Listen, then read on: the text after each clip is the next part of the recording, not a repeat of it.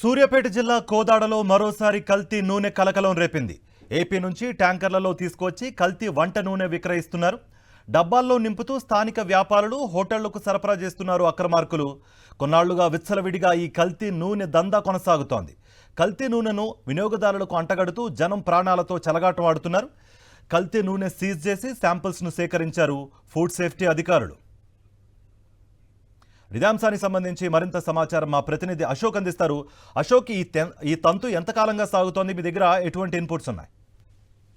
కార్తీక్, గత కొన్నేళ్లుగా ఏపీ నుంచి కల్తీ ఆయిల్ కోదాడతో పాటు పరిసర ప్రాంతాలకు కూడా సరఫరా అవుతుంది. అక్కడ ఉన్నటువంటి వ్యాపార సముదాయాలతో పాటు హోటళ్లు, కిరాణా దుకాణాలు కూడా ఈ కల్తీ ఆయిల్ ని సరఫరా చేస్తూ వినియోగదారులకి అంటగడుతూ కూడా వాళ్ళ ప్రాణాలతో చెలగాట మారుతున్నటువంటి ఉదంతాన్ని సాక్షి టీవీ 2 రోజుల క్రితమే బట్టబయలు చేసినప్పుడు కూడా అధికారులు చలనం లేకపోవడం, అదే సమయంలో అక్రమార్కుల్లో తమను ఎవరు ఏం చేయాలన్న బరితెగింపు తోటి మరొకసారి కూడా నిన్న రాత్రి ట్యాంకర్ల సాయంతో కల్తీ నూనె తీసుకొచ్చి కోదాల్లో డంపు చేస్తుండగా మరొకసారి పట్టుకున్నటువంటి పరిస్థితి కనిపిస్తుంది.